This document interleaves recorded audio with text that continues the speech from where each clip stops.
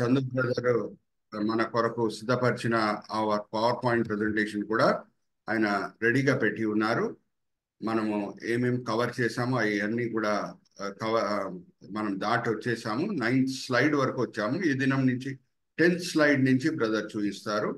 నేను చిన్న ప్రార్థన చేసి ముందుకు వెళ్తాను. తండ్రి, ఈ సమయం బట్టి ఎంతో వందనాలు తండ్రి, ఈ వేదిక బట్టి ఎంతో వందనాలు తండ్రి. ఎంతో కృషితో సహోదరుడు కుమార్ గారు, అలాగే సహోదరి దెబోరా గారు ఈ వేదికని స్థాపించి ఉన్నారు. ఎంతో ప్రయాసంతో దాన్ని ముందుకు తీసుకొని వెళ్ళాలని తండ్రి ఉద్దేశిస్తున్నారు. తండ్రి, దీని వలన సార్వత్రిక సంఘము మేలు పొందుతుందని ఆ మంచి ఉద్దేశంతో తండ్రి ఈ వేదికని వాళ్ళు స్థాపించారు. నేను కూడా 2 వారాలుగా ఈ వేదిక మీద వచ్చి ఉపదేశిస్తూ నేను కూడా దీవించబడుతున్నాను, నేను కూడా ఆశీర్వదించబడుతున్నాను. తండ్రి, ఈ సమయంలో వేదిక మీద వచ్చిన ప్రతి వ్యక్తిని మీ చేతిలో అప్పచెప్తున్నాం తండ్రి. ఆ బిడ్డలు ఈ సమయంలో ఏదో పనులు చేసుకొని ఉండొచ్చు కానీ తండ్రి, మీ మీద ఉన్న ప్రేమ బట్టి మిమ్మల్ని ఆరాధించుటకు, మీ పిల్లలతో సహవాసం చేయుటకు, వాక్యపరంగా ఆత్మీకంగా బలపరచబడుటకు, ఎదిగింపజేయుటకు తండ్రి వాళ్ళు వచ్చి ఉన్నారు. అందరినీ కూడా మీరు తృప్తిపరుస్తున్నారు, దీవిస్తున్నారు, ఆశీర్వదిస్తున్నారని మేము నమ్ముచున్నాం. నిష్ప్రయోజకమైన మీ దీనదాసుని సమయంలో నించోబెట్టి మీ మహిమార్థమై వాడుకుంటున్నారు తండ్రి. దాన్ని బట్టి నేను మిమ్మల్ని స్తుతిస్తున్నాను. ఈ దినం, ఈ వేళ, ఈ పూట మీరు మా కొరకు ఏర్పరచుకున్న ఆత్మిక పాఠములు మా విశ్వాస నేత్రం బయలుపరుస్తారని నమ్ముచు ఈ విన్నపములు మేము యేసుక్రీస్తు పరిశుద్ధమైన వేడుకుంటున్నాం. ఆమేన్, ఆమేన్, ఆమేన్. అయితే చందు బ్రదరు మన కొరకు ఆ స్లైడ్స్ సిద్ధంగా పెట్టారు. ఇప్పటి వరకు మనం ఏం కవర్ చేశాము అది నేను మరీ చెప్పనండి, మనకి టైం సేవ్ అవుతుంది. ఇప్పటి వరకు మనం కవర్ చేసింది 9 స్లైడ్స్.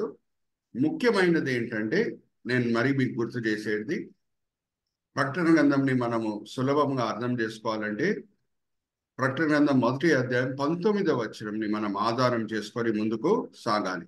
యోహాను, నువ్వు ఏమి చూసావో అది నువ్వు రాయి, ఏమి చూస్తున్నావో అది నువ్వు రాయి, ఏమి చూడబోతున్నావో దాన్ని నువ్వు రాయి. దాన్ని బట్టి ప్రకటన గ్రంథంని ఎన్ని భాగాలుగా మనం విభాగించవచ్చో ఆ స్లైడ్ కూడా నేను మీకు చూపించాను. చందు బ్రదర్, ఇంకొకసారి ఆ స్లైడ్ చూపించేసి మనం ముందుకు వెళ్దాం. Please display that slide brother.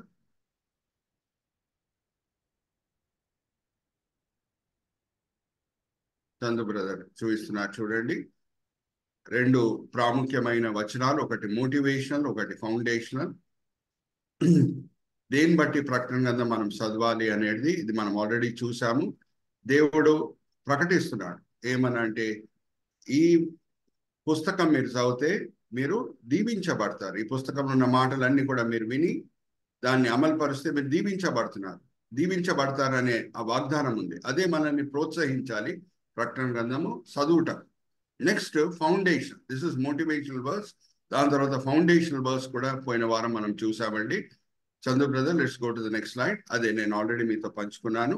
ప్రకటన గ్రంథం 1వ అధ్యాయం 19వ వచనం. యోహాను, నువ్వు ఏమి చూసావో అది నువ్వు రాయి, ఏమి చూస్తున్నావో అది నువ్వు రాయి, ఏమి చూడబోతున్నావో అది నువ్వు రాయి. Let's go to the next slide brother. దీన్ని బట్టి నేను ఎన్ని భాగాలుగా మనం విభాగించవచ్చో ప్రకటన గ్రంథంని అది నేను మీతో పంచుకున్నాను. మొదటి అధ్యాయాన్ని మనం పాస్ట్ అని అనవచ్చు. అంటే రక్షణ ప్రణాళిక అది పూర్తయిపోయింది, సువార్త బోధించబడుతుంది. సువార్త బోధించే సమయంలో నానా శ్రమలకి సంఘము గురి అయింది. దాంట్లో యోహాను కూడా ఉన్నాడు, ఆయన కూడా శ్రమలకి గురి అయ్యాడు. డొమిషన్ అనే చక్రవర్తి ఆయనకి విరోధంగా ఆయన పాస్ చేసిన డిగ్రీ ఆర్ ఆజ్ఞాపించిన మాటలు ఏంటంటే, యోహాన్ని తీసుకొని వెళ్ళి మీరు ఎక్కడ వేసేయాలి, పాత్మోస్ ద్వీపంలో వేసేయాలి అని. అయితే పాత్మోస్ ద్వీపంలో ఉన్నప్పుడే ఈ ప్రకటన గ్రంథంతో కూడిన అనేక దర్శనములు యోహాను పొందుతున్నాడు. 2-3 అధ్యాయాలని మనం ప్రెజెంట్ అని అంటాం. యేసుక్రీస్తు ప్రభువారు 7 సంఘాలతో మాట్లాడిన మాటలు 2000 సంవత్సరాల క్రితం పలికిన మాటలే గాని దాన్ని ఈ యుగం అని ఎందుకు అంటామంటే, ఇప్పుడు ఏ సంఘం అన్నా మీరు తీసుకోండి, ఆ 7 సంఘాల్లో ఉన్న విషయాలే ఇప్పుడున్న సంఘాల్లో కూడా మనకి కనిపిస్తుంది. అందుకే మనం 2-3 అధ్యాయాలని ప్రెజెంట్ అని అంటాం. 4-5 అధ్యాయాలని పారెంథసిస్ అంటే ఇంటర్వెల్ అని అంటాం. అంటే దేవుడు యోహాన్ని మానసికంగా ఆత్మికంగా భయంకరమైన దర్శనములు చూచుటకు ఆయనని మానసికంగా ఆత్మికంగా సిద్ధపరుస్తున్నారు. అదంతా కూడా నేను వివరించి మీతో పంచుకుంటాను 4-5 అధ్యాయాలకు వచ్చినప్పుడు. 6వ అధ్యాయం నుంచి 22వ అధ్యాయం ప్రాస్పెక్టివ్ అని అంటాం. ఇక్కడ చూడండి, నేను అన్ని వాడిన పీసే ఇక్కడ. Past, present, parenthesis and prospective.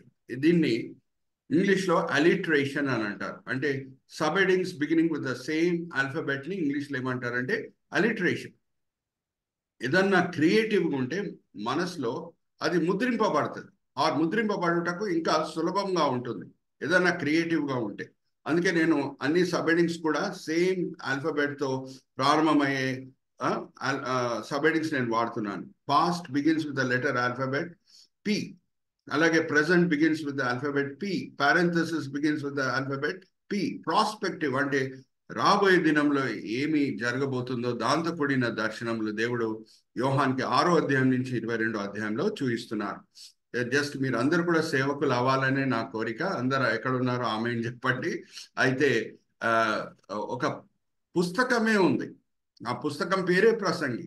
ఆయన ఎలాగ ప్రసంగించేవాడో మనం ఒకసారి చూద్దాం. మరి దెబోరా సహోదరి సహాయం నేను తీసుకుంటాను. 12వ అధ్యాయము 10వ వచనం. ఎందుకు నేను ఇలాగ అలిటరేషన్ వాడుతున్నాను, ఎందుకు క్రియేటివ్ లాంగ్వేజ్ వాడుతున్నాను, ఎందుకు సబ్ హెడింగ్స్ అంతా కూడా ఒక ఆల్ఫాబెట్ తో కూడింది ఎందుకు వాడుతున్నాను అనేది ప్రసంగి అనే ఒక పుస్తకమే ఉంది. ఆయన ప్రసంగి ఎలాగ ప్రసంగించేవాడో అక్కడ మనకి చక్కగా రాయబడి ఉన్నది. 12వ అధ్యాయం 10వ వచనం చదవమ్మా. ప్రసంగి 12వ అధ్యాయము 10వ వచనము. ప్రసంగి ఇంపైన మాటలు చెప్పుటకు పూనుకొనెను.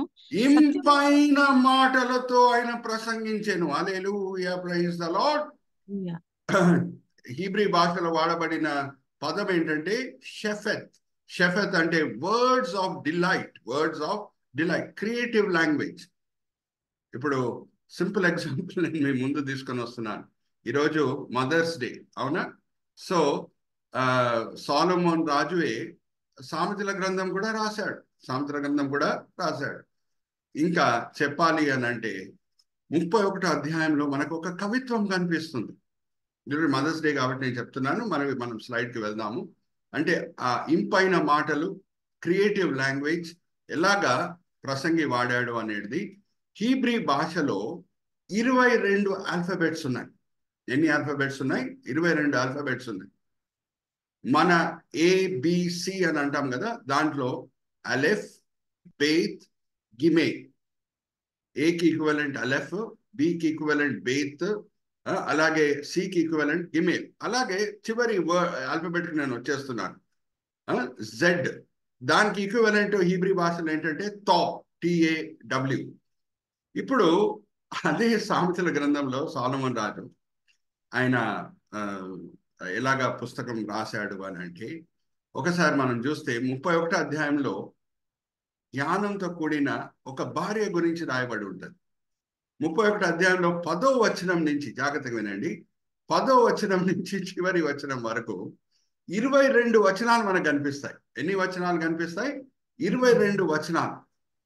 ప్రతి వచనము ఆల్ఫాబెటికల్ ఆర్డర్లో రాయబడి ఉన్నది హీబ్రీ భాషలో. 10వ వచనం అలెఫ్తో ప్రారంభం అవుతుంది. 11వ వచనం బేత్తో, 12వ వచనం గిమేల్తో, అలాగే చివరి వచనము తో స్టార్ట్ అవుతుంది. That is called acrostic way of preaching. So ఇంపైన మాటలతో ప్రసంగం చేశాను. అలాగే జస్ట్ ఉదాహరణకు నేను చెప్తున్నాను, whenever you are creative, all of you should become servants of God. All of you should use words of delight. That is my prayer. Okay, so 119వ కీర్తన మనం తీసుకుంటే 176 వచనాలు ఉన్నాయి. ఎన్ని వచనాలు ఉన్నాయి? 176 వచనాలు ఉన్నాయి. దాన్ని ఆ కీర్తనకారు 22 భాగాలుగా విభాగించాడు. చూడండి ఎన్ని ఆల్ఫాబెట్స్ ఉన్నాయని నేను చెప్పాను. మీరు పబ్లిక్ చాట్లన్నా ఆన్సర్ ఇవ్వండి, ఆర్ అన్మ్యూట్ చేసుకున్నా ఆన్సర్ ఇవ్వండి. హీబ్రీ ఆల్ఫాబెట్ చెప్పండి. చెప్పాలి. ఇంగ్లీష్లో, యూరోపియన్ లాంగ్వేజ్లో 26 ఆల్ఫాబెట్స్. కానీ హీబ్రీ భాషలో ఎన్ని ఆల్ఫాబెట్స్ అని చెప్పాను నేను? మర్చిపోయారా? దాంట్ లోపల ఫర్గాట్? 22 alphabets, 22 alphabets. సో 119వ కీర్తనను మనం తీసుకుంటే 22 భాగాలుగా విభాగించబడింది. మొదటి భాగము 8 వచనాలు, అన్ని కూడా అలెఫ్తో స్టార్ట్ అవుతాయి. అన్ని వర్సెస్ అలెఫ్తో. రెండో భాగం మరి 8 వచనాలు, అన్ని బేత్తో స్టార్ట్ అవుతాయి. మూడో భాగం మరి 8 వచనాలు గిమెల్తో స్టార్ట్ అవుతాయి. అలాగే చివరి భాగము 8 వచనాలు 168 నుంచి 176 వరకు తో స్టార్ట్ అవుతాయి. Hallelujah, praise the Lord. Are you all with me? So నూతనమైన విషయాలు బైబిల్లో అన్ని కూడా మీరు నేర్చుకోవాలి. అంటే ప్రకటన గ్రంథమే కాదు నా కోరిక, బైబిల్లో ఉన్న అన్ని నూతనమైన విషయాలు కూడా మీరు గ్రహించాలనే నా కోరిక. అందుకే ఆ వాక్య భాగంతో నేను స్టార్ట్ చేశాను. ఆశ్చర్యమైన సంగతులు మేము గ్రహించేటట్లు మా కన్నులన్నీ మీరు తెరువుము అనే ప్రార్థనతో మనము స్టార్ట్ చేశాం. సో 119వ కీర్తన. ఇప్పుడు నేను మిమ్మల్ని సింపుల్ క్వశ్చన్ అడుగుతానండి. 22 into 8 ఎంత? What is 22 into 8? వెంటనే చెప్తారా లేకపోతే నేను చెప్పేయమంటారా? 176. Very good, right answer brother. 176. Correct గా 176. సో 119వ కీర్తనలో ఎన్ని వచనాలు ఉన్నాయి మరి అది కూడా చెప్పండి నాకు. 176. గట్టిగా చెప్పండి అమ్మా. 176. Right. So all of them have been divided into 22 parts. Wow. 119వ కీర్తనని 22 భాగాలుగా విభాగించారు. Hallelujah, praise the Lord. Are you all with me? So మనం చూస్తే 22 భాగాల్లో ప్రతి భాగము ఒక ఆల్ఫబెట్ తోనే స్టార్ట్ అయ్యి ఒక ఆల్ఫబెట్ తోనే ఎండ్ అవుతుంది. ప్రతి భాగంలో 8 వచనాలు ఉంటాయి. ప్రతి భాగంలో 8 వచనాలు ఉంటాయి. సో ప్రతి భాగము ఒకే ఆల్ఫబెట్ తో స్టార్ట్ అయ్యి ఒకే ఆల్ఫబెట్ తో ఎండ్ అవుతుంది. So just for your information. అందుకే నేను కూడా ప్రసంగి అడుగుజాలలో నడుస్తూ నేను కూడా ఎప్పుడు, మీరు చూడండి, ఇంకా 22 అధ్యాయం వరకు మనం ప్రయాణం చేయబోతున్నాం ప్రకటన గ్రంథంలో. నేను ఎప్పుడు అలిటరేషనే వాడుతూ ఉంటాను. Are you all with me? So 4 భాగాలు: past, present, parenthesis and prospective. Let's go to the next slide brother. Next slide. ఇక్కడ చూడండి, మనము ఇంకా దాన్ని సబ్డివైడ్ చేస్తూ ఎలాగా ప్రకటన గ్రంథంని అర్థం చేసుకోవచ్చు అని అంటే, ప్రకటన గ్రంథము ఇంగ్లీష్లో రెవల్యూషన్ అని మనం అంటాం కదా. రెవల్యూషన్ ఆర్తో స్టార్ట్ అవుతుంది. ఇప్పుడు అదే ఆర్స్ వాడి నేను ప్రకటన గ్రంథంని మీరు ఇంకా సులభంగా అర్థం చేసుకున్నటకు ఈ స్లైడ్ చూపిస్తున్నాను. మొదటి అధ్యాయంలో పాస్ట్, యేసుక్రీస్తు ప్రభువారు ఎలా కనిపిస్తున్నారు? Radiant Christ. Is looking like a radiant Christ. అంటే మహిమ శరీరం ధరించుకున్న యేసు యోహాన్కి కనిపిస్తున్నాడు. రేడియంట్ అంటే ఒకలాంటి షైనింగ్. అంటే యోహాన్ వెంటనే ఆయన కాలు మీద చెచ్చిన వాడు వలె పడుతున్నాడు. అదంతా కూడా మనము చూడబోతున్నాం. 2-3 అధ్యాయాల్లో రివ్యూయింగ్ క్రైస్ట్ అంటే ఆ 7 సంఘాలు ఎలాగా ఆత్మికంగా ఎదుగుతున్నాయో ఆత్మికంగా ఎదగట్లేదో దాన్ని బట్టి రిపోర్ట్ కార్డ్ ఇస్తున్నారు యేసుక్రీస్తు ప్రభువారు. 7 సంఘాలకు ఏమి ఇస్తున్నారు ప్రభువారు? రిపోర్ట్ కార్డ్ ఇస్తున్నారు. Is reviewing their performance. ఆత్మికంగా ఎదుగుతున్నారా, ఆత్మికంగా ఎదగట్లేదా, ఆ విషయం బట్టి ప్రభువారు రివ్యూ చేస్తున్నారు. అందుకు 2-3 అధ్యాయాల్లో ప్రభువారు మనకు ఎలా కనిపిస్తారు అని అంటే రివ్యూయింగ్ క్రైస్ట్ గా కనిపిస్తారు. అందుకే ఇక్కడ చూడండి, పైన హెడ్లైన్ కూడా నేను హెడ్డింగ్ వేసాను చూడండి. అవుట్లైన్ ఏంటంటే different roles, facets of the redeemer in the book of Revelation. Redeemer అంటే యేసుక్రీస్తు ప్రభువారు, ఆయనే విమోచకుడు. రిడీమర్ అంటే ఈ తెలుగు భాషలో విమోచకుడు. సో అన్ని ఆర్స్ నేను వాడుతున్నాను, ఎందుకంటే ప్రకటన గ్రంథం ఆర్తో స్టార్ట్ అవుతుంది కాబట్టి యేసుక్రీస్తు ప్రభువారిని మనం ఏ మాటను వాడి వర్ణించవచ్చు. కానీ ఎందుకు నేను రిడీమర్ అనే మాట వాడుతున్నాను? ఎందుకంటే అక్కడ ఆర్తో రిడీమర్ స్టార్ట్ అవుతుంది కాబట్టి. రిడీమర్ అంటే విమోచకుడు. మరి 4-5 అధ్యాయాల్లో ప్రభువారు ఎలా కనిపిస్తున్నారు మనకి? ర్యాప్చరింగ్ అండ్ రీఅష్యూరింగ్ క్రైస్ట్. యోహాన్ని ఆరోహణం చేసి పరలోకంకి తీసుకొని వెళ్ళి పరలోకంతో కూడిన దర్శనములు చూయించి ఆయనని ఆత్మికంగా మానసికంగా బలపరుస్తున్నారు 4-5 అధ్యాయాల్లో. దాని తర్వాత 6వ అధ్యాయం నుంచి 19వ అధ్యాయం వరకు 6వ అధ్యాయం నుంచి 19వ అధ్యాయం వరకు మనకి యేసుక్రీస్తు ప్రభువారు ఎలా కనిపిస్తారు అని అంటే 6వ అధ్యాయము నుంచి 19వ అధ్యాయం అంటే 19వ అధ్యాయం మధ్య భాగం వరకు రిట్రిబ్యూటివ్ అండ్ రిడీమింగ్ క్రైస్ట్ అంటే తీర్పిచ్చే ప్రభు, అలాగే ఎవరు ఆ శ్రమకాలంలో మారుమనసు పొందుతున్నారో వాళ్ళని రక్షించే ప్రభు అయి ఉన్నాడు. రిట్రిబ్యూటివ్ అండ్ రిడీమింగ్, మరి చెప్తున్నాను, శిక్షించే ప్రభు, తీర్పిచ్చే ప్రభు, అలాగే రక్షించే ప్రభు. ఎవరెవరు మారుమనసు పొందుతున్నారో వాళ్ళని ఆత్మికంగా అయితే రక్షిస్తాడు, కానీ వాళ్ళు భయంకరమైన శ్రమకాలంకి గురి అవుతారు, కానీ ఆత్మికంగా మాత్రం రక్షణ పొందుతారు. ఓకే, దాని తర్వాత 19వ అధ్యాయం చివరి భాగంకి మనం వస్తే రిటర్నింగ్ క్రైస్ట్, తిరిగి వచ్చే యేసుగా మనకి కనిపిస్తాడు, తిరిగి వచ్చే యేసుగా కనిపిస్తాడు. దాని తర్వాత 20వ అధ్యాయం వేళ్ల పరిపాలన గురించి అన్ని వివరాలు మనం చదువుకోవచ్చు. అక్కడ ప్రభువారు ఎలా కనిపిస్తారంటే renewing Christ, reigning Christ, retributive Christ and rewarding Christ. అంటే నూతన పరిచే ప్రభు, పరిపాలించే ప్రభు, తీర్పిచ్చే ప్రభు, అలాగే బహుమానాలు ఇచ్చే ప్రభుగా మనకి 20వ అధ్యాయంలో కనిపిస్తాడు. 21వ అధ్యాయం కొత్త భూమి కొత్త ఆకాశం అంటే మరి రీక్రియేటింగ్ క్రైస్ట్, మరి అన్ని నూతన పరిచే ప్రభుగా మనకి కనిపిస్తాడు. దాని తర్వాత 22వ అధ్యాయము రివార్డింగ్ క్రైస్ట్, బహుమానాలు ఇచ్చే ప్రభుగా మనకి కనిపిస్తాడు. సో ఇక్కడ చూడండి, నేను వాడినంతా కూడా ఆర్తో ప్రారంభమయ్యే వర్డ్స్. మరి చెప్తున్నాను, మొదటి అధ్యాయం రేడియంట్ క్రైస్ట్, మహిమ శరీరం ధరించుకొని చకాచక్ మెరుచే యేసుక్రీస్తు ప్రభువారు యోహానికి కనిపిస్తారు. 2-3 అధ్యాయాల్లో రివ్యూయింగ్ క్రైస్ట్, సంఘాలు ఎలాగ ఆత్మికంగా ఎదుగుతున్నాయో లేదు అనేది ప్రభువారు వాళ్ళకి ఒక రిపోర్ట్ కార్డ్ ఇస్తున్నాడు. ఓకే, దాని తర్వాత 4-5 ర్యాప్చరింగ్ అండ్ రీఅష్యూరింగ్, యోహాన్ని పరలోకంకి తీసుకొని వెళ్ళి ఆరోహణం చేసి తీసుకొని వెళ్ళి అక్కడ పరలోకంతో కూడిన దర్శనంలో చూపించి ఆయనను మానసికంగా ఆత్మికంగా బలపరుస్తున్నారు. ఎందుకంటే ఆయన భయంకరమైన దర్శనంలో చూడబోతున్నాడు.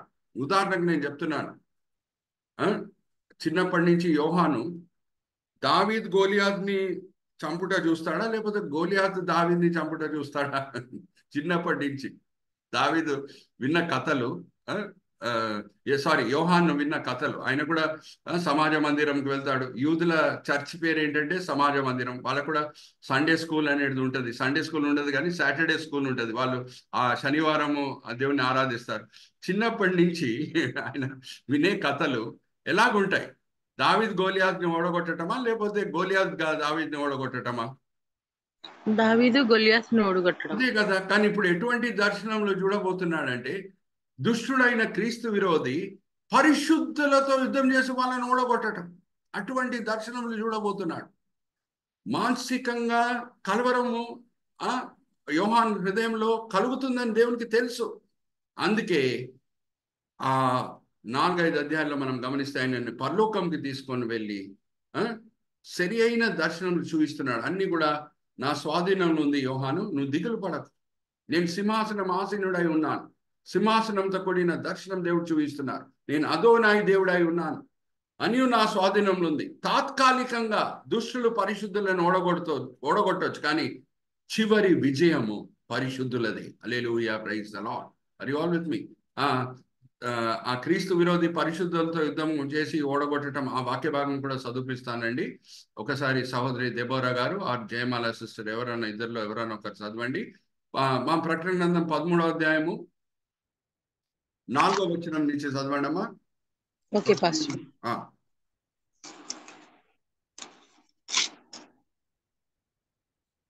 ప్రకటన గ్రంథం 13వ అధ్యాయము 4వ వచనం నుండి, ఆ మృగమునకు అధికారం ఇచ్చినందున వారు ఘటసర్పమునకు నమస్కారం చేసిరి. మరియు వారు, ఈ మృగముతో సాటి ఎవడు, దానితో యుద్ధము చేయగలవాడు ఎవడు అని చెప్పుకొనుచు ఆ మృగమునకు నమస్కారం చేసిరి.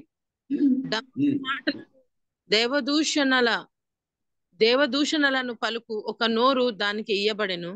మరియు 42 నెలలు తన కార్యము జరుప అధికారము దానికి ఏర్పాటాయను. కనుక దేవుని దూషించుటకును ఆయన నామమును ఆయన గుడారమును పరలోక నివాసులను దూషించుటకును అది తన నోరు తెరచెను. మరియు పరిశుద్ధులతో యుద్ధము చేయను, వారిని జయింపను, దానికి అధికారం ఇవ్వబడెను. అయ్యో అయ్యో అయ్యో అయ్యో, పరిశుద్ధులతో ఈ ఈ మృగము ఏం చేస్తుందంట?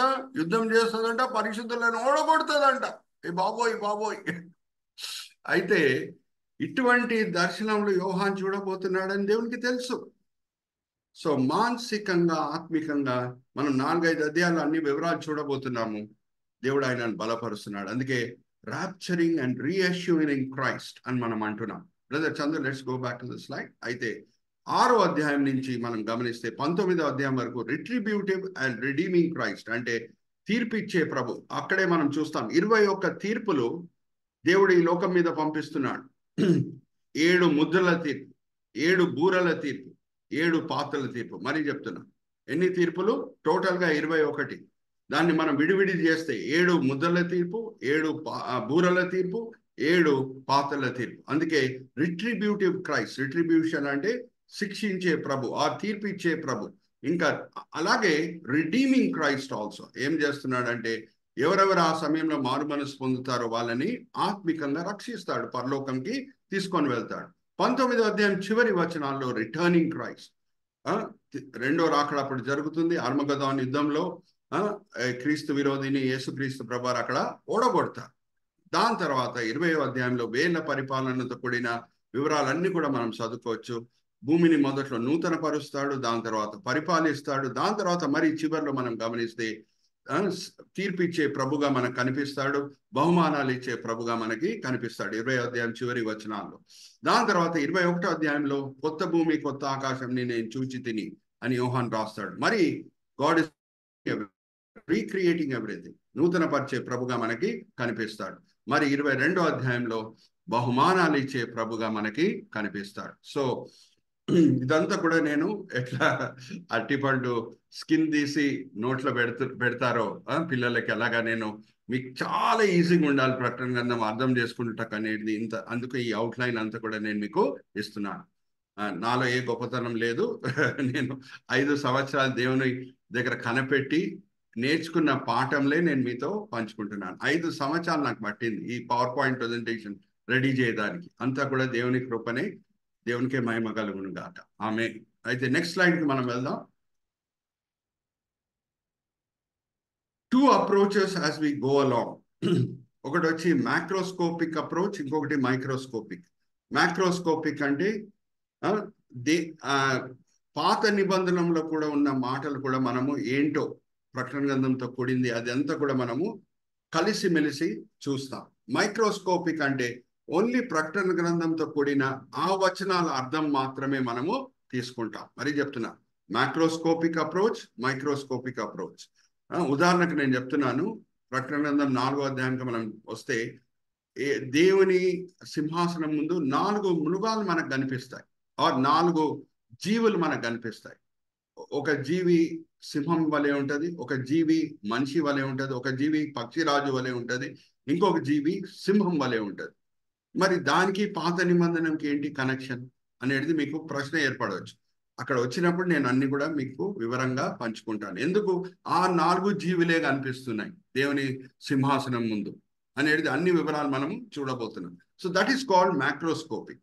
మైక్రోస్కోపిక్ అంటే వచనం బై వచనం మనము ప్రకటన గ్రంథంని అర్థం చేసుకోబోతున్నాం. Are you all with me? So there are 2 approaches. One is macroscopic, another is microscopic. Let's go to the next slide brother. ఇది ఒక మ్యాక్రోస్కోపిక్ అప్రోచ్. ఏంటంటే ఓవరాల్ పిక్చర్ మనకి తెలిసి ఉండాలి. ఓవరాల్ పిక్చర్ ఇక్కడ నేను చూపిస్తున్నా చూడండి. మొదటిగా సంఘము ఆరోహణమై వెళ్తుంది. సంఘం ఆరోహణమై వెళ్తుంది. మొదట్లో ఆరోహణం జరుగుతుంది. దాని తర్వాత 7 సంవత్సరాల శ్రమకాలము ప్రారంభమవుతుంది. కింద రండి బ్రదర్, చంద్ర బ్రదర్. 7 సంవత్సరాల శ్రమకాలము ప్రారంభం అవుతుంది. అక్కడ 1 అని పెట్టాను చూడండి, 1 దగ్గర పెట్టండి. Yes thank you brother. So ఆ 7 సంవత్సరాల శ్రమకాలము దేంతో ప్రారంభం అవుతుందంటే మొదటి ముద్రల తీర్పు అప్పుడు. మొదటి ముద్రల తీర్పు అప్పుడు 7 సంవత్సరాల శ్రమకాలం ప్రారంభమవుతుంది. క్రీస్తు విరోధి కనిపిస్తాడు. ఆ క్రీస్తు విరోధి వచ్చి యూదుల అరాబీల మధ్యన 7 సంవత్సరాల సమాధానంతో కూడిన ఒప్పందము చేయిస్తాడు. ఓకే, సో అది 7 సంవత్సరాల శ్రమకాలం ప్రారంభం.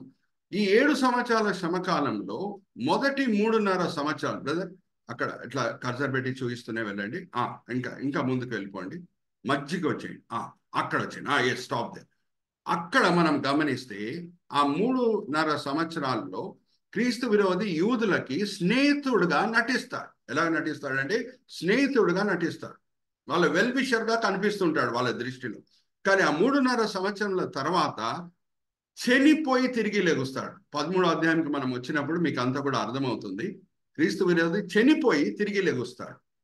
అప్పుడు అరే, లోకంలో అందరూ పునరుద్ధానుడైన యేసుని పూజిస్తున్నారు కదా, నన్ను కూడా అందరూ ప్రజలు పూజించాలి అని అప్పటి వరకు ఆయన ఒక యూదుల ఆలయం కట్టుటకు సహాయం కూడా చేసి ఉంటాడు.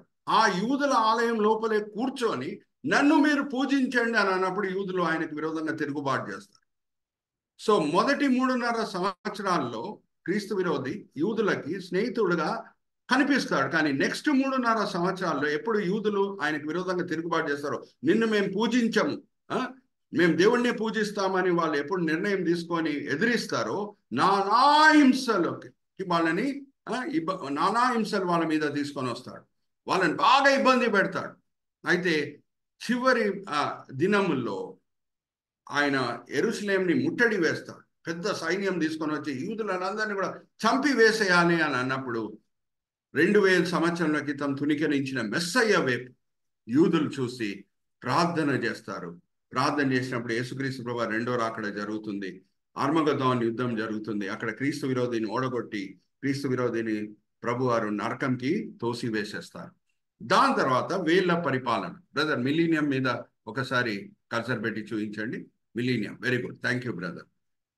మిలీనియం దాని తర్వాత చివర్లో, వేల పరిపాలన చివర్లో మరి యేసుక్రీస్తు ప్రభువారు భౌతికంగా యెరూషలేంలో సింహాసనం ఆసీనుడై లోకంని పరిపాలిస్తూ లోకంకి ఎంతో ఆశీర్వాదకరంగా ఉన్నా సరే ఆయనకు విరోధంగా తిరుగుబాటు జరుగుతుంది వేల పరిపాలన చివర్లో.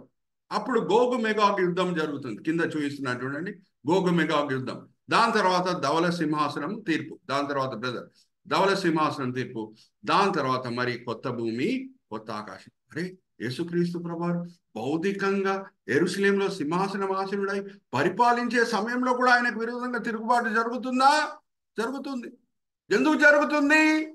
మరి వెయిట్ చేయండి, మనం 20వ అధ్యాయంకి వచ్చినప్పుడు మీకు అన్ని వివరాలు నేను మీతో పంచుకుంటాను. అరే, భౌతికంగా యేసుక్రీస్తు ప్రభువారు సింహాసనం ఆసీనుడై ఎన్నో ఆశీర్వాదాలకి కారకుడైన యేసు, లోకంలో ఎన్నో చక్కని మార్పులు తీసుకొని వచ్చిన యేసు లోకంని పరిపాలించే సమయంలో మరి ఆయనకు విరోధంగా తిరుగుబాటు జరుగుతుందా? అవును, జరుగుతుంది. ఎందుకు జరగబోతుంది కూడా నేను అన్ని వివరాలు మీతో పంచుకుంటాను. దాని తర్వాత ధవల సింహాసనం తీర్పు. దాని తర్వాత కొత్త భూమి కొత్త ఆకాశం. This is an over view of the book of revolution. అనేక విధానాలుగా నేను ఓవర్ వ్యూ, మ్యాక్రోస్కోపిక్ అప్రోచ్ నేను మీ ముందు తీసుకొని వస్తున్నాను. మొదటిగా సమయం అనుసారంగా ఎన్ని భాగాలుగా విభాగించాలో అది నేను చూపించాను. దాని తర్వాత ఆర్స్ వాడి ప్రకటన గ్రంథంని ఎలాగా మనం విభాగించగలుగుతామో అది నేను చూపించాను. తర్వాత ఈ స్లైడ్ చూపించి మరి ప్రకటన గ్రంథంని మనం ఎలాగా macroscopic, overall picture, panoramic picture, helicopter view ఎలాగా తీసుకోవచ్చో నేను మరి మీకు చూపించాను. ఎందుకండి చీఫ్ మినిస్టర్స్ అందరు కూడా వరదలు వచ్చినప్పుడు ఎందుకు హెలికాప్టర్ మీద వెళ్తారు? కారణం ఏంటి? Why helicopter view? ఎక్కువ విషయాలు తక్కువ సమయంలో అర్థం చేసుకోవచ్చు. Hallelujah, praise the lord. అందుకే హెలికాప్టర్లో వెళ్తారు. పైనుంచి చూస్తే ఏమవుతుంది? ఎక్కువ విషయాలని తక్కువ సమయంలో చీఫ్ మినిస్టర్స్ చూడగలుగుతారు. అందుకే హెలికాప్టర్ ట్రిప్ వేస్తారు ఎప్పుడన్నా వరదలు వస్తే. అప్పుడు వెంటనే వాళ్ళకి అర్థమైపోతుంది ఏ స్థానంకి ఎక్కువ సహాయం అవసరం, ఏ స్థానంకి ఎక్కువ వరదలు ఎక్కడ వచ్చినాయి, ఎక్కడ వాళ్ళకి ఎక్కువ సహాయం అవసరం. దాన్ని బట్టి వాళ్ళు నిర్ణయాలు తీసుకుంటారు. So what I have shown you is a macroscopic picture, helicopter view or panoramic view. Okay, so ఇంకా మీకు సులభంగా ప్రకటన గ్రంథము అర్థం చేయించుట. Let's go to the next slide brother. మొదటి అధ్యాయం మనం చూసాం. యేసుక్రీస్తు ప్రభువారు, ఆల్రెడీ యోహాన్ గురించి నేను చెప్పానండి. యోహాన్కి ఇవ్వబడిన ఒక పేరు ఏంటంటే యేసు ప్రేమించిన శిష్యుడు. అవును, గెత్సెమని తోటలో కొంచెము పిరికితనం చూయించి పారిపోయాడేమో వేరే శిష్యులతో పాటు. కానీ యేసు సిలువ వేయబడినప్పుడు వేరే శిష్యులు ఎవరు కనిపించట్లేదు. 12 మందిలో యూదా అయితే ఆల్రెడీ ఆత్మహత్య చేసుకున్నాడు. వేరే 10 మంది అయితే భయపడి ఎక్కడ కనిపించట్లేదు. కానీ యోహాన్ మాత్రము యేసు సిలువ పక్కనే నించొని ఉన్నాడు. అప్పుడు యేసుక్రీస్తు ప్రభువారు యోహాన్కి అప్పజెప్పిన బాధ్యత ఏంటో మనకు తెలుసు. కొడుకా, ఇదే నీ తల్లి. ఇంకా తల్లి వైపు చూసి, మా తల్లి ఇదే నీ కొడుకు అని ఇద్దరి మధ్యన ఒక నిబంధనతో కూడిన సంబంధము ప్రభువారు ఏర్పరుస్తున్నారు. ఇక్కడ చూడండి, మనం కర్సర్ పెట్టి చూపిస్తారు మన బ్రదర్ చందు గారు. ఇక్కడ చూడండి, అక్కడ మరి అమ్మ ఉంది, పక్కన యోహాన్ ఉన్నాడు. యేసుక్రీస్తు ప్రభువారు పలికిన మూడో మాట. అదంతా కూడా యోహాన్ సాక్షి అంతే. అందుకే ఫస్ట్ చాప్టర్ మనం ఏమంటున్నాం, పాస్ట్. ఇదంతా కూడా యోహాన్ చూశాడు. నెక్స్ట్ ప్రెస్ చేయండి బ్రదర్ బటన్. పునరుద్ధానుడైన ప్రభుని కూడా యోహాను ఎలాగా యోహాన్ పాత్ర ప్రత్యేకమైన పాత్ర అని మనం చెప్పొచ్చు అంటే, మగ్దలేన మరియా ఆమె వచ్చి నేను పునరుద్ధానుడైన యేసుని చూశాను అనగానే ఇద్దరు పరిగెత్తుతారు, యోహాను పేతురు. అందరికంటే వేగంగా పరిగెత్తింది యోహానే. హల్లెలూయా, ప్రైజ్ ది లార్డ్. మొదట్లో నేను వెళ్ళాను అని అంటాడు. హల్లెలూయా, ప్రైజ్ ది లార్డ్. ఓకే, ఇదంతా కూడా యోహాన్ చూసి ఉన్నాడు. అందుకే ఫస్ట్ చాప్టర్ ని మనం ఏమంటున్నాం అంటే పాస్ట్ అని అంటున్నాం. నెక్స్ట్ మరి ప్రెస్ చేయండి బ్రదర్. ఆరోహణమైన ప్రభుని కూడా యోహాను చూశాడు. ఆరోహణమైన ప్రభుని యోహాను చూశాడు.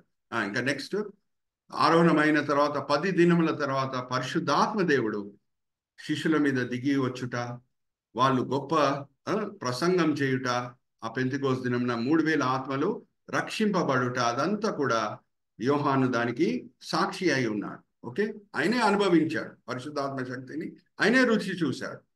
ఆ దినం ఎన్ని ఆత్మలు రక్షింపబడుతున్నాయంటే 3000 ఆత్మలు రక్షింపబడుతున్నాయి. Okay, next line. This is the disciple. చూడండి బ్రదర్, గో బ్యాక్. చూడండి యోహాన్ మాటలు. ఇది కూడా మీరు తెలుగులో చదవండి అమ్మా. This is the disciple who is bearing witness about these things, who has written these things and we know that his testimony is true. దీన్ని అన్నింటినీ కూడా నేను చూసి ఉన్నాను, నేను సాక్షిని అని అంటున్నాడు. తెలుగులో చదవండి అమ్మా. 21వ అధ్యాయం యోహాను సువార్త 24వ వచనం. ఈ సంగతులను గూర్చి సాక్ష్యమిచ్చుచు ఇవి వ్రాసిన శిష్యుడు ఇతడే, ఇతని సాక్ష్యము సత్యమని ఎరుగుదుము. సో దీనికి అంతా కూడా సాక్షి యోహానే. Let's go to the next slide. ఇంకా మనం చాప్టర్ 1లోనే ఉన్నాం. చూడండి, పేతురు ఆ దినం ప్రసంగిస్తున్నాడు. 3000 ఆత్మలు రక్షింపబడుతున్నాయి. జాగ్రత్త వినండి, కొంచెం లోతులో వెళ్తున్నాను బైబిల్ స్టడీలో. మనం లోతైన విషయాలు తెలుసుకోవాలనే బైబిల్ స్టడీ స్టార్ట్ చేశాము. సో పెంతెకోస్తు పండుగ ఎందుకు యూదులు ఆచరిస్తారు? కారణం ఏంటి? మనం ఎందుకు రిపబ్లిక్ డే ఆచరిస్తామో అందుకే యూదులు కూడా పెంతెకోస్తు పండుగ ఆచరిస్తారు. కన్ఫ్యూజ్ అయ్యారా? ఎక్స్ప్లెయిన్ చేస్తాను. మనకు కూడా ఇండిపెండెన్స్ డే అని ఉంది, రిపబ్లిక్ డే అని ఉంది. ఇండిపెండెన్స్ డే ఏ దినం మనం స్వతంత్రం పొందామమ్మా? 15th August 1947. ప్రతి సంవత్సరం 15th ఆగస్ట్ మనం ఏం చేస్తాము? ఇండిపెండెన్స్ డేగా ఆచరిస్తాం. ఆ దినం మనకు స్వతంత్రం వచ్చిందని జ్ఞాపకం చేసుకుంటాం, సంతోషిస్తాం. మన హృదయాల్లో దేశం పట్ల ప్రేమని మనము నూతనపరుచుకుంటాం. అవునా? అలాగే యూదులు కూడా వాళ్ళు పొందిన ఐగుప్తు దాసత్వం నుంచి విమోచన దినంని పస్కా పండుగగా ఆచరిస్తారు. దేనిగా ఆచరిస్తారు? పస్కా పండుగగా. 50 దినముల ప్రయాణం తర్వాత సీనాయి కొండ దగ్గర వాళ్ళు చేరుతారు. సీనాయి కొండ దగ్గర వాళ్ళు చేరుతారు. అక్కడ దేవుడు వాళ్ళకి ధర్మశాస్త్రం ఇవ్వటము స్టార్ట్ చేస్తారు. అక్కడ దేవుడు వాళ్ళకి ధర్మశాస్త్రం ఇవ్వటం స్టార్ట్ చేస్తారు. ఇక్కడ జాగ్రత్త వినండి. ఇంగ్లీష్లో క్వాడ్రా అంటే వెంటనే మనకి 4 గుర్తు రావాలి. హెక్సా అంటే 6, సెప్టా అంటే 7, ఆక్టో అంటే 8, అలాగే పెంటా అంటే 5. సో అందుకే పెంటికాస్ట్ అంటే 5 × 10.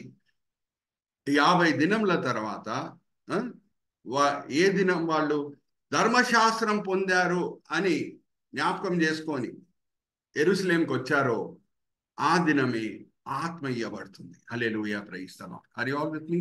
సో ధర్మశాస్త్రం వలన వాళ్ళలో కొంచెం తిరుగుబాటు స్వభావం కూడా వచ్చింది.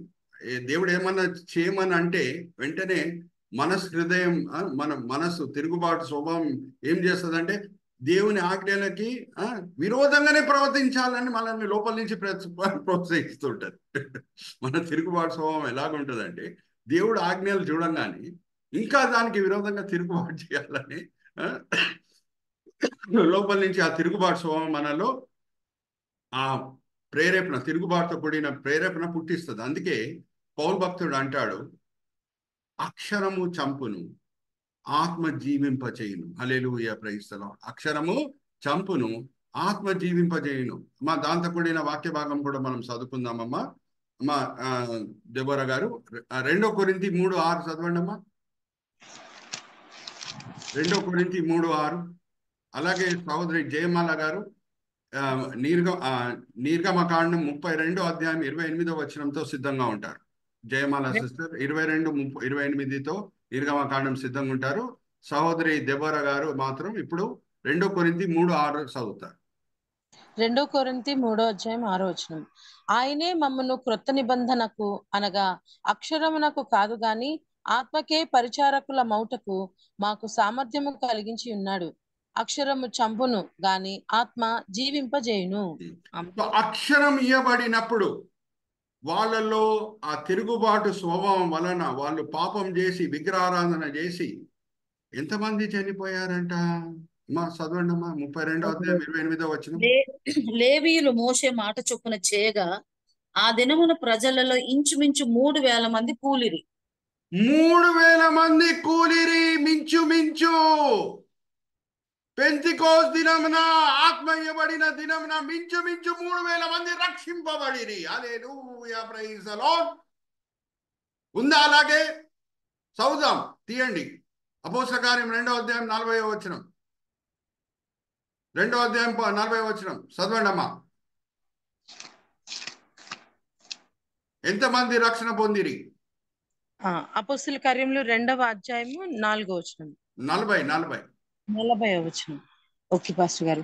ఇంకను అనేక విధములైన మాటలతో సాక్ష్యం ఇచ్చి మీరు మూర్ఖులకు ఈ తరము వారికి వేరే రక్షణ పొందడని వారిని హెచ్చరించెను.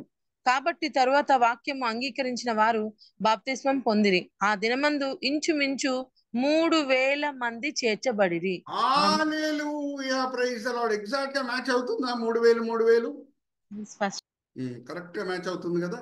అక్షరము చంపును గాని ఆత్మ జీవింపచేయును. Are you all with me? So ఇదంతా కూడా యోహాన్ చూశాడు. ఇంకా మనం చాప్టర్ 1 లోనే ఉన్నాం. Okay Chandu brother, let's go back to that slide. Chandu brother. పేతురు ప్రసంగించుట, 3,000 ఆత్మలు రక్షింపబడుట, దాని తర్వాత సంఘము నానాశ్రమలకి గురి అవుట. చూడండి, యోహాన్ని పేతురుని కొడుతున్నారు, కొరడా దెబ్బలు.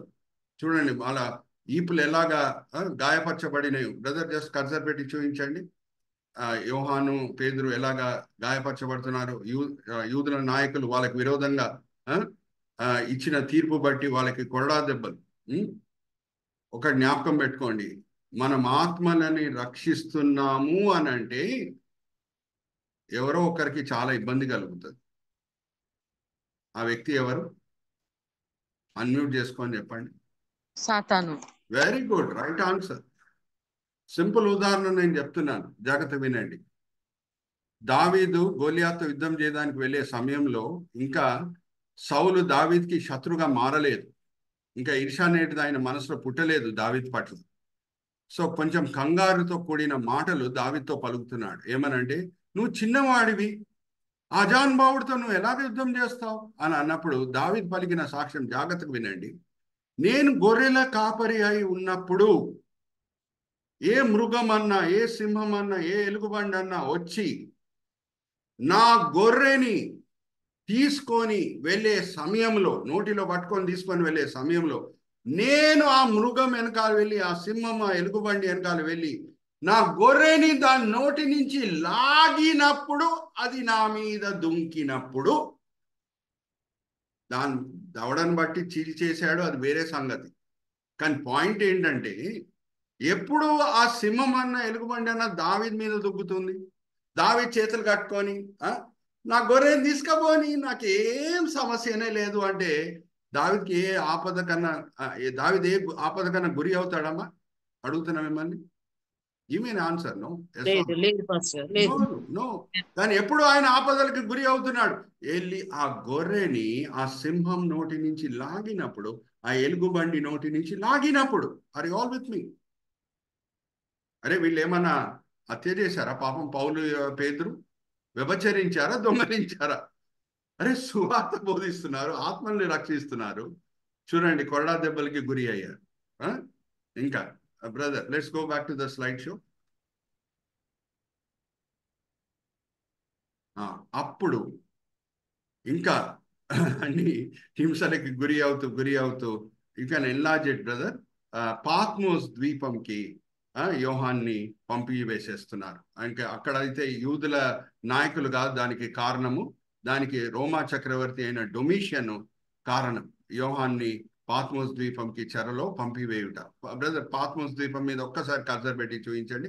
పాట్మాస్ అని ఉంది చూడండి, అది ఐలాండ్. సో నేను ఆల్రెడీ భారతదేశం చరిత్రని తీసుకొని ఒక ఉదాహరణ కూడా ఇచ్చాను. బ్రిటిష్ రాజ్యంకి విరోధంగా తిరుగుబాటు చేసిన వాళ్ళని ఏ ద్వీపంకి పంపించేవారమ్మా? బ్రిటిష్ రాజ్యం వాళ్ళు అండమాన్ నికోబార్కి పంపించేవారు, అవునా? సో అలాగే పాత్మోస్ ద్వీపంకి యోహాన్ని పంపివేసేశారు. Are you all with me? So ఇదంతా కూడా మొదటి అధ్యాయం ముందు జరిగిన సంఘటనలు. So that's why chapter 1 we're considering it as past. Preaching and persecution. Preaching and persecution. Let's go to the next slide, brother.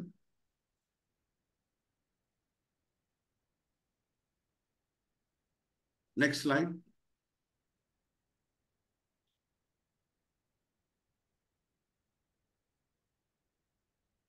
ఇది మనం చూసాము. ఓకే, చక్కగా Acts chapter 2, Acts chapter 5 verses 40 to 41, Revelation chapter 1 verse 9 అన్ని కూడా captions కూడా చక్కగా Chandu brother మనకి చూపిస్తున్నారు చూడండి. నెక్స్ట్ మొదటి అధ్యాయంలో యేసుక్రీస్తు ప్రభువారు ఎటువంటి శరీరం ధరించుకొని కనిపిస్తున్నారు అని అంటే మహిమ శరీరం ధరించుకొని ప్రభువారు యోహాన్కి కనిపిస్తున్నారు. యోహాన్ చచ్చిన వాడి వలె ఆయన పాదం దగ్గర పడుట మనము చూస్తున్నాం. సో ఈ దినము ఈ దర్శనంతో కూడిన కొన్ని మర్మాలు మనం తెలుసుకొని తర్వాత మనం ఈ దినం సెషన్ని మనము ముగించుకుందాం. ఓకే, సో ఈ దర్శనంలో 7 దీపస్తంభాలు కనిపిస్తున్నాయి. 7 నక్షత్రములు యేసుక్రీస్తు ప్రభువారి చేతిలో కనిపిస్తున్నాయి. ఆయన వేసుకున్న వస్త్రం ఏంటో అది మనకు కనిపిస్తున్నది. ఊదా రంగు బట్టలు, తర్వాత బంగారు దట్టి చెస్ట్ మీద. Okay, thank you brother. అలాగే చేతిలో ఏమున్నాయి? 2 చాబీలు కనిపిస్తున్నాయి. ఓకే, దాని తర్వాత యేసుక్రీస్తు ప్రభువారి కళ్ళు ఎలాగున్నాయి? అగ్ని వలె ఉన్నాయి. నోట్లో ఏముంది? ఒక ఖడ్గం ఉంది. తర్వాత ఆయన కాళ్ళు ఎలాగున్నాయి? కింద వచ్చేయండి బ్రదర్. అపరంజి కాలు. సో మనం కింద నుంచి పైకి వెళ్దాము, దీన్ని మనం అర్థం చేసుకుందాము.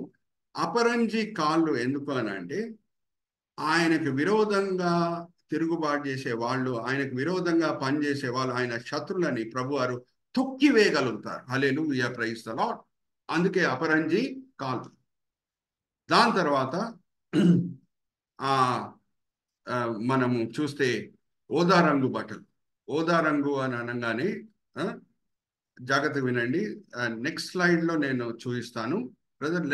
Let's go to the next slide. ఎందుకు ఊదా రంగు నేను తర్వాత చూపిస్తాను లేండి, లేకపోతే go back brother, go back. Okay, ఎందుకు ఊదా రంగు అని అంటే యేసుక్రీస్తు ప్రభువారు ఆయన యాజకుడు ప్లస్ రాజు. యేసుక్రీస్తు ప్రభువారు ఎవరమ్మా? యాజకుడు ప్లస్ రాజు. రాజులన్నా యాజకులన్నా వాళ్ళ పని ఏంటంటే మధ్యవర్తులుగా ఉంటారు. దావీదు పరిపాలిస్తున్నాడు ఇజ్రాయెల్ రాజ్యంని అంటే దేవుడు వేపున ఆయన పరిపాలిస్తున్నాడు. సొలొమోన్ పరిపాలిస్తున్నాడు అంటే దేవుని వేపున పరిపాలిస్తున్నాడు, దేవుని రాయబారిగా పరిపాలిస్తున్నాడు. అరివిత్ని. సో రాజు అన్న ఇజ్రాయెల్ చరిత్రలో మనం గమనిస్తే యాజకుడు అన్న వాళ్ళు మధ్యవర్తి. ఇప్పుడు జాగ్రత్తగా వినండి.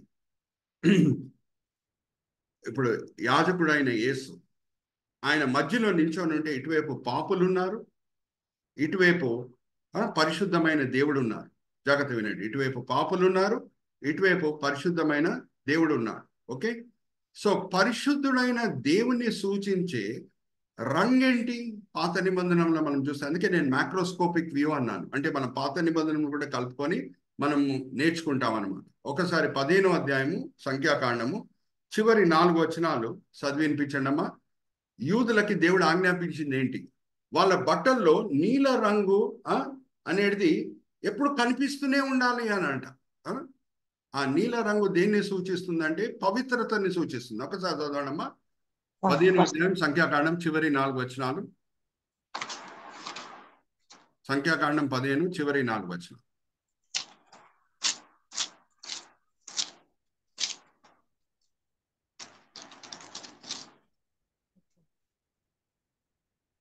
తరువాత యెహోవా సర్వసమాజ పాలెము వెలుపల రాళ్లతో వాని కొట్టి చంపవలనని 37 నుంచి అవుతుంది భాష గారు.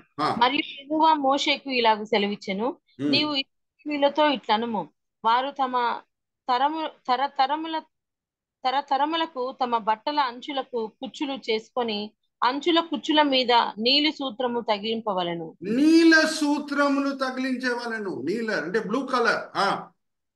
మీరు నా ఆజ్ఞలనన్నిటినీ జ్ఞాపకము చేసుకొని మీ దేవునికి ప్రతిష్ఠితులై ఉండునట్లు మునుపటి వలె కోరిన వాటిని బట్టియో చూచిన వాటిని బట్టియో వ్యభిచరింపక దాన్ని చూచి యెహోవా ఆజ్ఞలనన్నిటినీ జ్ఞాపకం చేసుకొని వాటిని అనుసరించుటకే అది మీకు కుచ్చుగా నుండును.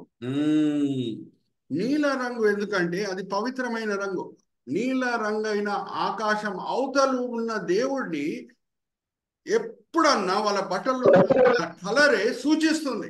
Are you all understanding? మీరు వ్యభిచరించకుండా ఉండుటకు, వ్యభిచరించాలంటే బట్టలు విప్పేసి వ్యభిచరిస్తారు. ఆ సమయంలో ఆ నీల రంగును చూస్తే వాళ్ళ ఆశా నిగ్రహం చూపించి వాళ్ళని ఆపుకోవాలి.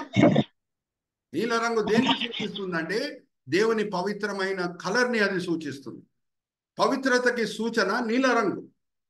అలాగే మనిషి పాపం ఎలా కనిపిస్తుందంట దేవుని దృష్టిలో? అది కూడా చదివినిపించండి అమ్మా. యెషయా గ్రంథం 1వ అధ్యాయం 18వ వచనం. యెషయా గ్రంథం 1వ అధ్యాయం 18వ వచనం. యెషయా గ్రంథం 1వ అధ్యాయము 18వ వచనము. యెహోవా ఈ మాట సెలవిచ్చుచున్నాడు, రండి మన వివాదము తీర్చుకొందము.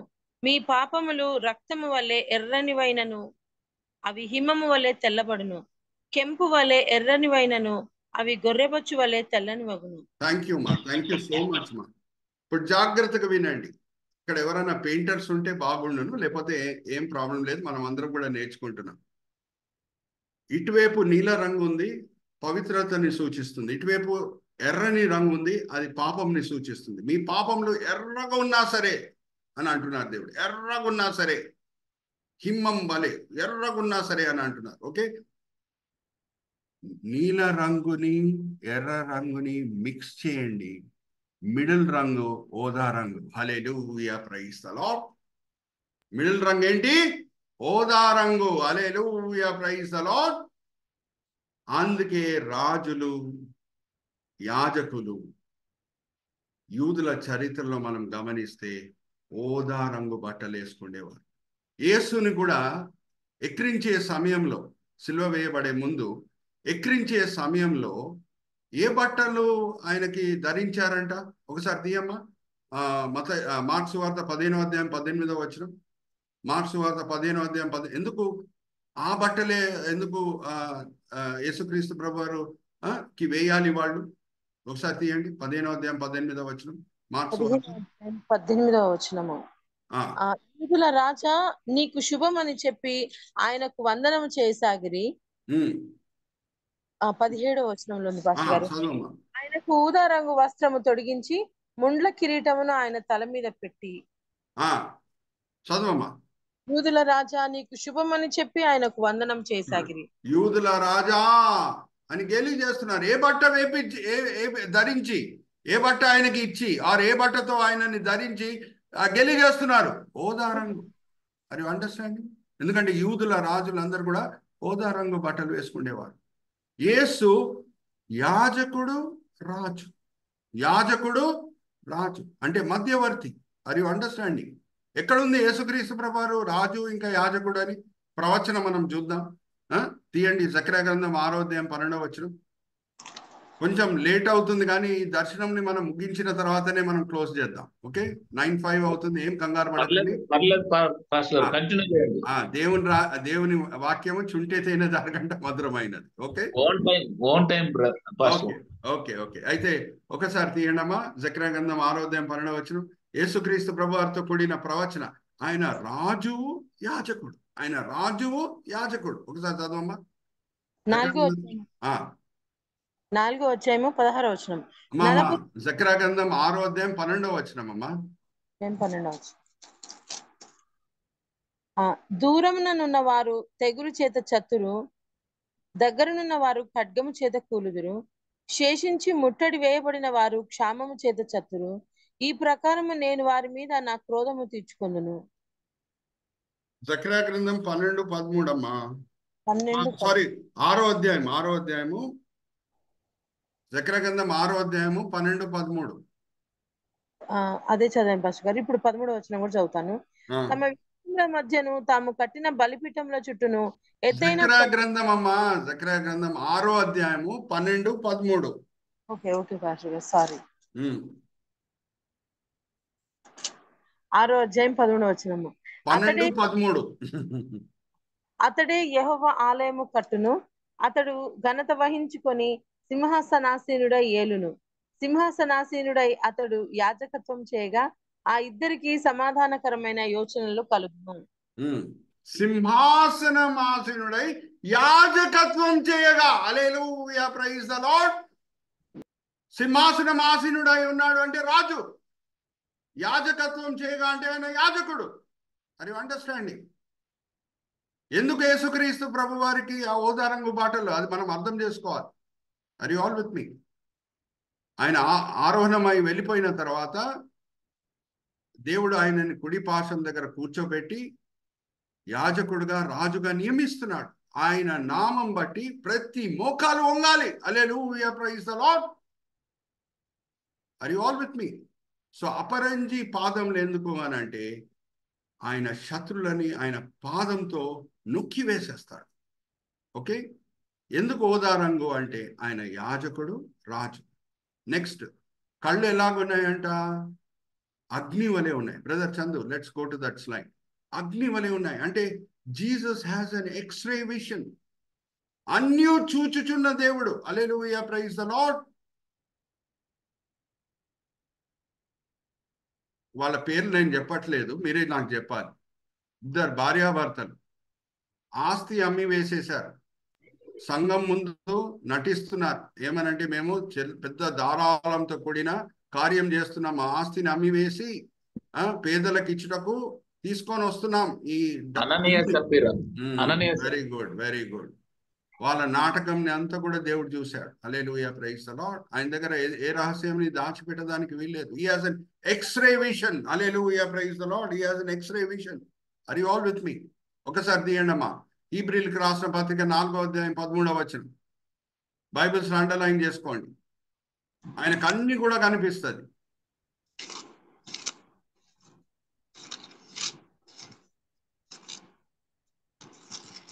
హీబ్రూ 4వ అధ్యాయము 10వ వచనం పాస్టర్ గారు.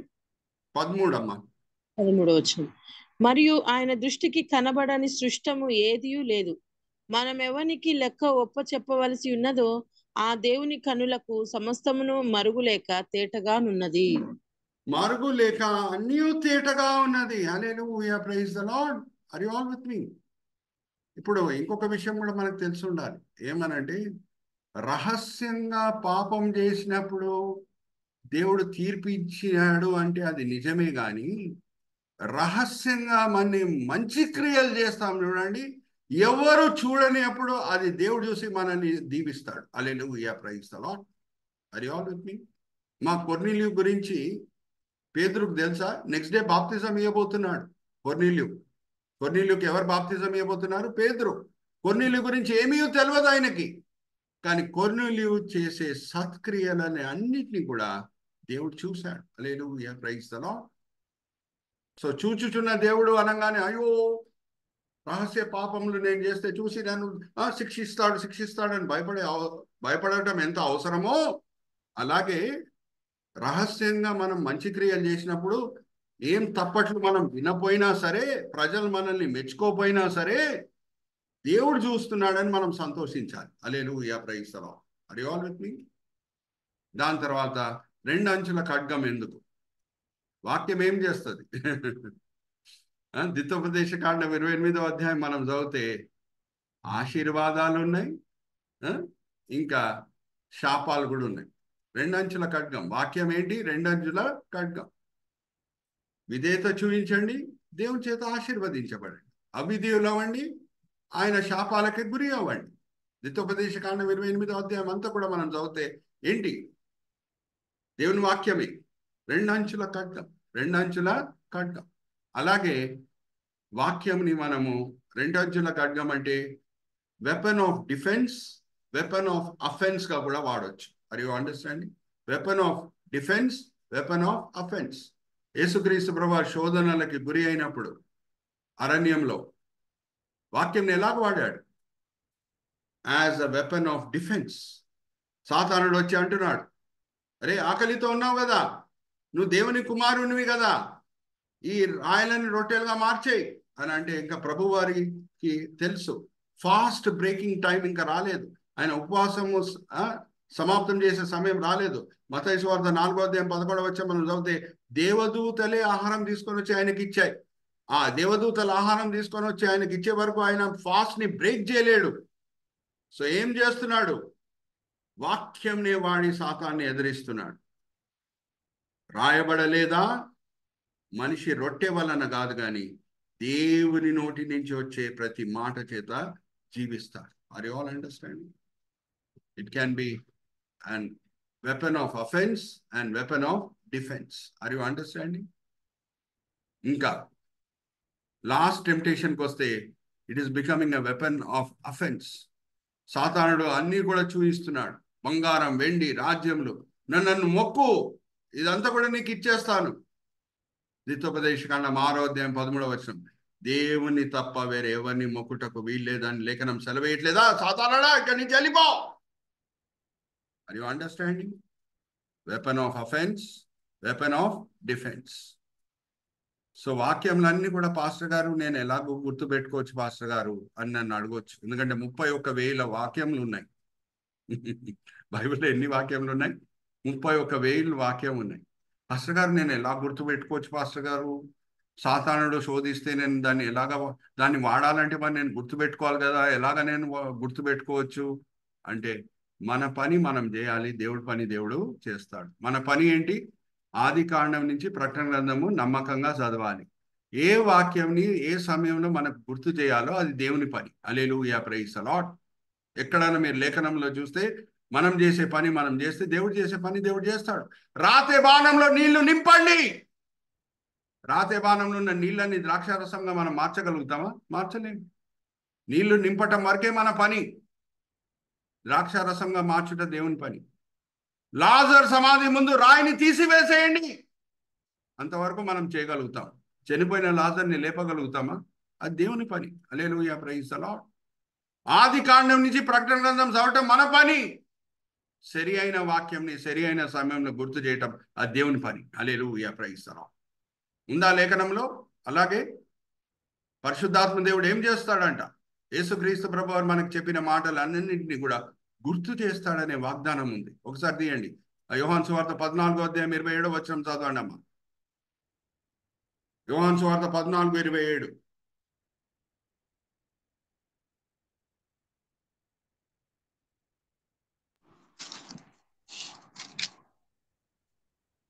యోహాను సువార్త 14వ అధ్యాయం 27వ వచనం. ఆదరణకర్త ఏం చేస్తాడు?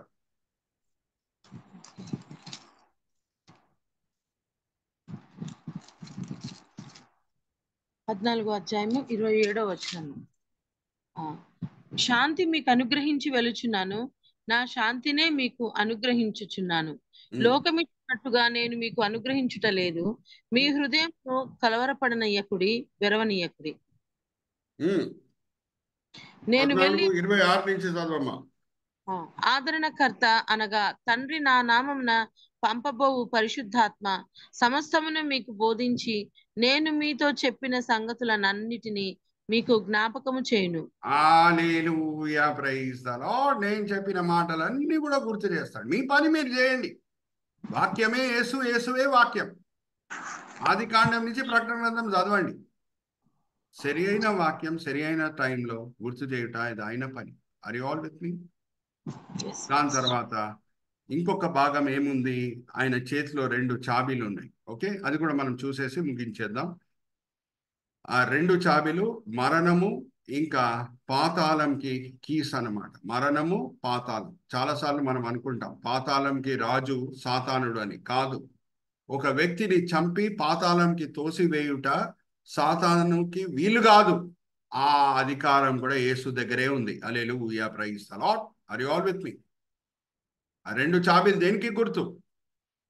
పాతాళము, మరణం. ఒక వ్యక్తిని చంపి పాతాళంకి పంపించుటకు అధికారము సాతాన్ దగ్గర లేదు, అది యేసు దగ్గరే ఉంది. ఆర్ యు ఆల్ విత్ మీ? తర్వాత 7 దీపస్తంభంలు ఏంటంటే 7 సంఘాలు. ఏ 7 సంఘాలతో ప్రభువారు మాట్లాడబోతున్నారో ఆ 7 సంఘాలని ఆ 7 దీపస్తంభంలో సూచిస్తున్నారు. ఆ 7 నక్షత్రాలు ఏంటి ఆయన చేతిలో అంటే ఆ 7 నక్షత్రాలు ఆ సంఘ నాయకులు, కాపరి. ఆ సంఘ దూతతో రాయుడి అని అంటాడు 2వ అధ్యాయం 3వ అధ్యాయం. సంఘ దూతకి రాయండి. ఆ దూత ఎవరు? ఆ సంఘ నాయకుడు, కాపరి. Are you all with me? So 7 సంఘాలను సూచించే 7 దీపస్తంభములు, 7 కాపర్లని సూచించే 7 నక్షత్రం. సో ఈ దర్శనంని మనం అర్థం చేసుకున్నామంటే మొదటి అధ్యాయాన్ని మనం సరిగా అర్థం చేసుకున్నట్టు. ఇంకా యోహాను యేసుక్రీస్తు ప్రభువారు పునరుద్ధానుడై సమాధి మీద విజయం పొంది బయటకు వచ్చినప్పుడు ఇలాగ చచ్చిన వాడు వలె పడలేదు, కానీ ఆరోహణమై మహిమ శరీరం ధరించిన యేసుని చూడంగానే ఎలా పడిపోతున్నాడమ్మా? చచ్చిన వాడు వలె కాలు మీద పడిపోతున్నాడు. ఇలా పడాడా? పునరుద్ధానుడైన యేసుని చూసినప్పుడు లేదు. యేసుకి 3 శరీరములు ఉన్నాయి. ఇప్పుడు ఒక మాట చెప్పేసి నేను ముగిస్తున్నాను. మనం కూడా 3 శరీరాలను ధరిస్తాం. ఒకటి ఈ శరీరం, భౌతిక శరీరం. పునరుద్ధాన శరీరం కూడా మనం ధరిస్తాం. ఎప్పుడు? పరలోకంకి వెళ్ళినప్పుడు.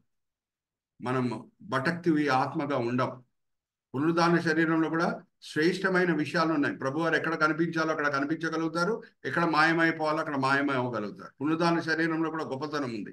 కానీ అన్నిటికంటే అది గొప్పది ఏంటంటే మహిమ శరీరం. మహిమ శరీరం. Are you all with me?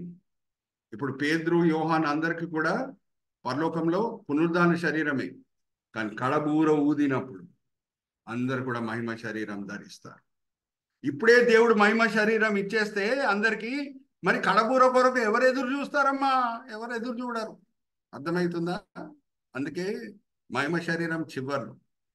ఇప్పుడు అందరు కూడా పరలోకంలో పునరుద్ధాన శరీరం ధరించుకుని ఉన్నారు. కానీ యేసు వచ్చినప్పుడు ఆయన వలనే మనం ఉంటాం. ఆ శుభప్రదమైన నిరీక్షణ ఉంది. మనం కూడా మహిమ శరీరం ధరిస్తాం. Are you all with me? Okay, ఆ వాక్య భాగం ఒకటి చదివించేసి నేను ముగించేస్తున్నాను. 1 యోహాను 4వ అధ్యాయం మొదటి 3 వచనాలు చదవమ్మా. 1 యోహాను 4వ అధ్యాయం మొదటి 3 వచనాలు. 1 యోహాను 3వ అధ్యాయం 1 యోహాను 3వ అధ్యాయం మొదటి 3 వచనం. ఓకే, 1 యోహాను 3వ అధ్యాయము మొదటి 3 వచనాలు. మనము దేవుని పిల్లలమని పిలువబడినట్లు తండ్రి మనకెట్టి ప్రేమ అనుగ్రహించెనో చూడుడి. మనము దేవుని పిల్లలమే. ఈ హేతు చేత లోకము మనలను ఎరుగదు, ఏలయనగా అది ఆయనను ఎరుగలేదు. ప్రియులారా, ఇప్పుడు మనము దేవుని పిల్లలమై ఉన్నాము. మనం ఇక ఏమవుదుమో అది ఇంకా ప్రత్యక్షపరచబడలేదు, గాని ఆయన ప్రత్యక్షమైనప్పుడు ఆయన ఉన్నట్లుగానే ఆయనను చూతుము గనుక ఆయన ఉన్నట్లుగానే మనం ఆయనను చూచుదు. Hallelujah, praise the Lord. మనం కూడా అదే మహిమ శరీరం ధరిస్తాం. Are you all with me? Everyone who has this hope purifies himself just as he is poor. When he appears, we shall be like him. English లో చూడండి చక్కగా బ్రదర్ కర్సర్ పెట్టి చూపిస్తున్నారు చూడండి 2వ వచనము. But we know that when he appears, we shall be like him, for we shall see him as he is. Are you with me? So యేసుక్రీస్తు ప్రభు వారికి 3 శరీరములు అంటే మనకు కూడా 3 శరీరం. శిరస్ని శరీరంని మనం విడిదీయలేం. యేసుక్రీస్తు ప్రభు జీవితంలో ఏం జరిగిందో మన జీవితంలో కూడా అదే జరుగుతుంది. ఓకే, శిరస్ని శరీరంని విడిదీయలేం. ఆయన అద్భుత రీతిగా జన్మించాడా పరిశుద్ధాత్మ శక్తి చేత. మనం క్రైస్తవులంగా అయినప్పుడు మనం కూడా అద్భుత రీతిగా పరిశుద్ధాత్మ శక్తి చేత మనం కూడా జన్మిస్తాం. That is born again experience. ఆయన శ్రమలకి గురి అయ్యాడా, మనము శ్రమలకి గురి అవుతాం. ఆయన సిలువ మోసాడా, మనం కూడా అవమానాలకి గురి అవుతాం. ఆర్ యు ఆల్ విత్ మీ? ఆయన సమాధి మీద విజయం పొంది బయటకు వచ్చాడా, మనం కూడా సమాధి మీద విజయం పొంది బయటకు వస్తాం. ఆయన ఆరోహణం అయ్యాడా, మనం కూడా ఆరోహణం అవుతాం. ఆయన వచ్చి లోకంని పరిపాలిస్తాడా 1000 పరిపాలనలో, మనం కూడా ఆయనతో పాటు లోకంని పరిపాలిస్తాం. ఆయనకి 3 శరీరంలా, మరి మనకు కూడా 3 శరీరములు. Hallelujah, praise the Lord. Are you all with me? So ఇక్కడ నేను ముగిస్తున్నానండి. కొంచెం లోతైన విషయాలు కాబట్టి 21 minutes ఎక్స్ట్రా అయింది. సో నేను ఒక చిన్న ప్రార్థన చేసి కుమార్ గారికి నేను మరి ఫ్లోర్ అప్పచెప్తాను. తండ్రి, ఈ సమయం బట్టి ఎంతో వందనాలు తండ్రి. ఈ వేదిక మీద వచ్చిన ప్రతి వ్యక్తి బట్టి ఎంతో వందనాలు. వాళ్ళు ఈ సమయంలో వేరేదో పనులు చేసుకొని ఉండొచ్చు, కానీ మేము వాక్యపరంగా బలపరచబడాలి, వాక్యపరంగా ఎదిగింపబడాలి అని ఎంతో మంచి ఉద్దేశంలతో వాళ్ళు వచ్చి ఉన్నారు. అందరినీ కూడా మీరు తృప్తిపరచున్నారు, దీవించున్నారు, ఆశీర్వదించున్నారు అని మేము నమ్ముచున్నాం. నిష్ప్రయోజకమైన మీ దీన దాసుడిని నించోబెట్టి ఈ సమయంలో మీ మహిమార్థమై వాడుకున్నారు తండ్రి. దాన్ని బట్టి నేను మిమ్మల్ని స్తుతిస్తున్నాను. ఈ దినం, ఈ వేళ, ఈ పూట మీరు మా కొరకు ఏర్పరచుకున్న ఆత్మిక పాఠంలో మేము వినే వాళ్ళంగానే కాకుండా తండ్రి, వేరే క్రైస్తవులతో పంచుకునే క్రైస్తవులంగా మమ్మల్ని మార్చండి. ఎంతో కృషితో చందు బ్రదర్ ఈ వీడియో రికార్డింగ్ అంతా కూడా యూట్యూబ్లో అప్లోడ్ చేసి మా వాట్సాప్ గ్రూప్లో పెడుతున్నారు. ఆ లింక్ని కూడా మేము వేరే వాళ్ళకి పంపించడానికి మమ్మల్ని ప్రోత్సహించండి. సార్వత్రిక సంఘంకి ఈ డైలీ ఆన్లైన్ మినిస్ట్రీ తండ్రి ఆశీర్వాదకరంగా ఉండేటట్లు మీ కృప చూపించండి. అలాగే మీరు మాకు నేర్పించిన పాఠంలో మేము వినే వాళ్ళంగానే కాకుండా అమలుపరిచే వాళ్ళంగా కూడా మమ్మల్ని సరిదిద్దండి. ఈ వినపములు మేము యేసుక్రీస్తు పరిశుద్ధమైన వేడుకుంటున్నాం. ఆమేన్, ఆమేన్, ఆమేన్.